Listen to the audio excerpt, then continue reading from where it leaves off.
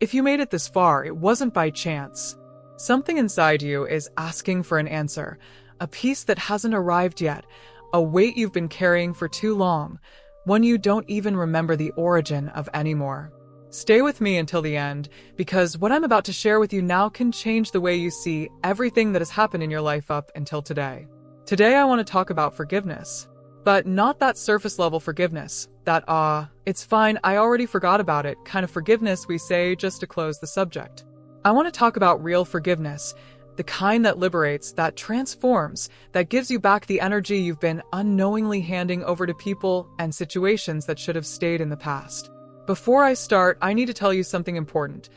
Forgiveness isn't about the other person. It never was. This is something many people misunderstand, and because of it, they live for years, sometimes an entire lifetime, trapped in a pain that no longer even makes sense. Forgiveness is about you. It's about your peace, your body, your energy, your future.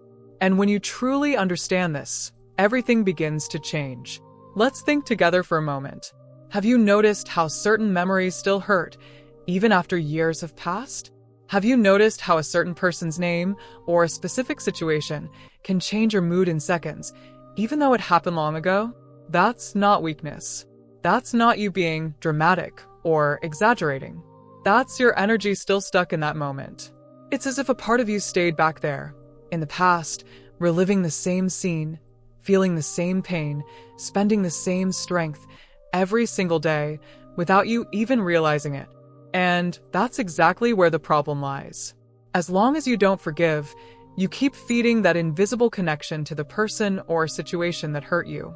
It sounds crazy, but that's how energy works.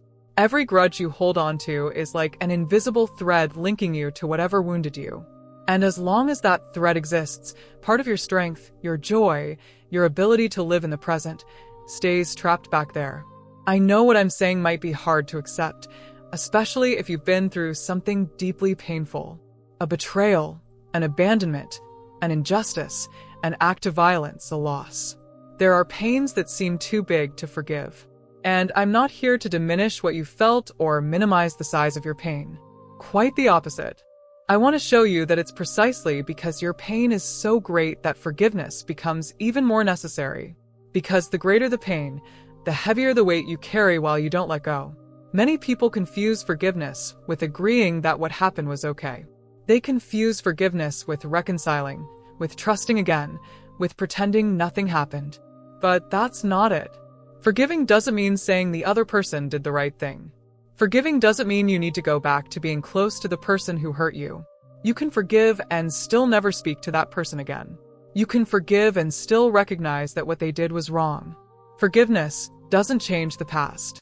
It changes what that past is still doing to you today. Think with me. How many times have you replayed, in your mind, an argument, a betrayal, a humiliation? How many times have you rehearsed in your head that speech you wish you'd said, that perfect response that would make the other person understand the size of what they did? This is natural, it's human, we've all done it. But every time you relive that scene, your body reacts as if it were happening again, right now, in this very moment. Your heart races, your stomach tightens, your energy plummets. And the worst part, the person who hurt you most of the time isn't even thinking about you. They moved on with their life. And you're still there, reliving it, suffering, spending energy on something that's already over. That's why I say resentment is a prison we build ourselves with the key in our own hand, but we forget we can use it. Forgiveness is that key. And using that key isn't a favor you do for the person who hurt you. It's a gift you give yourself. Now I want to ask you an honest question, and I want you to answer with your heart, not your reason. Is there someone or some situation that still lives inside you, even if you try not to think about it? It could be a father who wasn't present, a mother who hurt more than she cared, a partner who betrayed your trust, a friend who turned their back in the hardest moment. It could even be yourself, because often the deepest pain we carry is the one we feel toward ourselves, for decisions we made, paths we chose, opportunities we let slip away. If any of these situations came to mind just now, take a deep breath. That's not a coincidence. That's the first step, recognizing what still hurts. Many people spend years pretending everything is fine, putting on a smile over a wound that was never treated. And that's exhausting. It exhausts the body, the mind, the soul. Because pretending it doesn't hurt takes enormous energy that could be used for you to live, grow, love, thrive. I want to tell you something you may have felt in your own skin. There are people who carry childhood wounds and, even as adults, keep repeating the same patterns of pain in their relationships, at work, in the way they treat themselves. This happens because what isn't healed repeats itself. The pain we don't forgive doesn't disappear, it transforms. It becomes anxiety, it becomes fear of trusting, it becomes difficulty opening up to love, it becomes a tired body, it becomes sleep that won't come, it becomes a sadness that seems to have no explanation. Often, what we call bad luck, or situations that always repeat in my life, is actually trapped energy waiting to be released through forgiveness.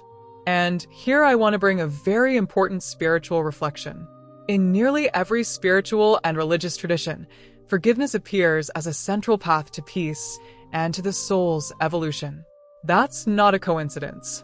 It's because spirituality has always understood, long before science confirmed it, that holding on to resentment is like drinking poison and expecting the other person to die. The one who suffers from a grudge isn't the one who caused the pain. It's the one who carries that pain inside, day after day. When you forgive, you're not saying that what happened didn't matter. You're saying, I choose my peace. I choose not to let this pain keep defining who I am. I choose to move forward, even though the path here was hard. And that choice, however simple it may seem, is one of the most powerful acts a human being can make. Now, I know just saying forgive doesn't solve anything. Forgiveness isn't a switch that flips overnight. It's a process. And I want to help you with a few simple but profound steps that can guide you along this path. The first step is allowing yourself to feel the pain, without judgment. Many people try to jump straight to forgiveness without first acknowledging how much that hurt. And that doesn't work. You can't heal what you don't allow yourself to feel. So if you need to cry, cry. If you need to scream, scream in a safe place. If you need to write everything you feel in a letter you'll never send, write it. Giving voice to the pain is the first step toward freeing it. The second step is understanding that forgiving isn't forgetting. You can remember what happened and still be at peace. Memory isn't the problem. The problem is when the memory keeps wounding you with the same intensity as when it happened. Forgiving is reaching a point where you remember, but the memory no longer has the power to knock you down. The third step is recognizing that the other person often acted out of their own pain, limitations, and wounds. This doesn't justify what they did, but understanding this helps take the personal weight off the situation. Those who hurt others are, generally, hurting themselves too. And understanding this with maturity eases much of the resentment we feel. The fourth step is practicing prayer or meditation as a tool for liberation. If you have faith, hand that pain over to God, to your spirituality, to the universe, whatever your belief may be. Say out loud or in silence, I release this pain. I release this resentment. I choose my peace.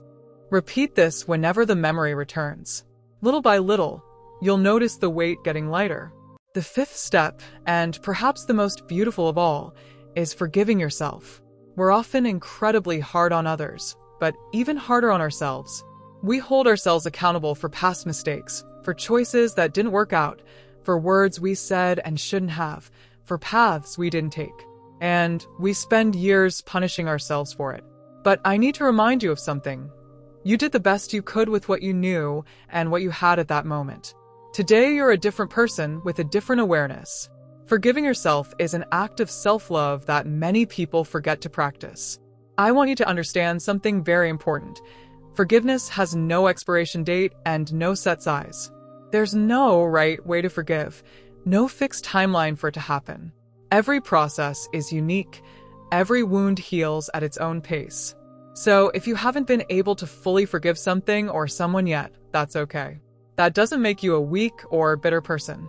It just means that wound still needs care, not judgment. If you're going through a painful moment because of something you can't forgive, I want to tell you, with all my heart, you're not alone on this journey. Millions of people, at this very moment, are trying to find that same peace you're searching for. And the simple fact that you're here, seeking to understand more about forgiveness, is already a sign that part of you is ready to be free. I want to leave you with an image to carry with you.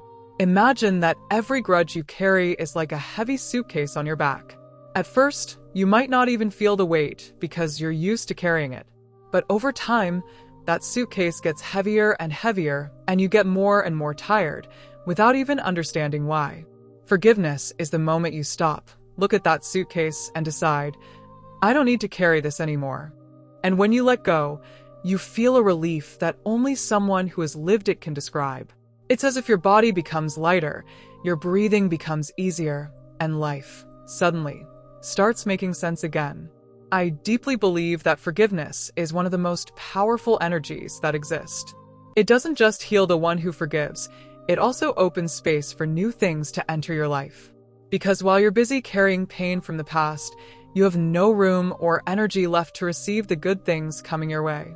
It's like trying to fill a cup that's already full. First, you need to empty it in order to receive. So today, I invite you to do a simple but profound exercise. Close your eyes if you can, take 3 deep breaths, and think of someone or some situation that you still carry inside you.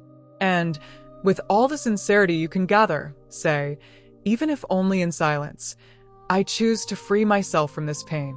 I choose my peace. I let go of what doesn't serve me, and I make room for a lighter life. You don't need to feel like you've already forgiven completely. The simple act of choosing, day after day, to begin this process is already the beginning of your transformation. If this message touched your heart, if you felt like you needed to hear this today, I want to ask you to leave a comment sharing the moment you felt you needed to forgive someone or even yourself. This not only helps strengthen this chain of healing between us, but it can also touch other people who are going through something similar and need to know they're not alone. And if you want to continue this journey of healing, faith, and transformation, subscribe to the channel, hit the bell, and stay close. Because we still have a lot of content to walk through together, always with respect, with truth, and with a lot of love. May the peace of forgiveness find you today. May you, little by little, manage to let go of what no longer serves you. And may your life, from now on, be guided by lightness, by faith, and by the certainty that you deserve to live in peace. A tight hug for your heart, and see you in the next video.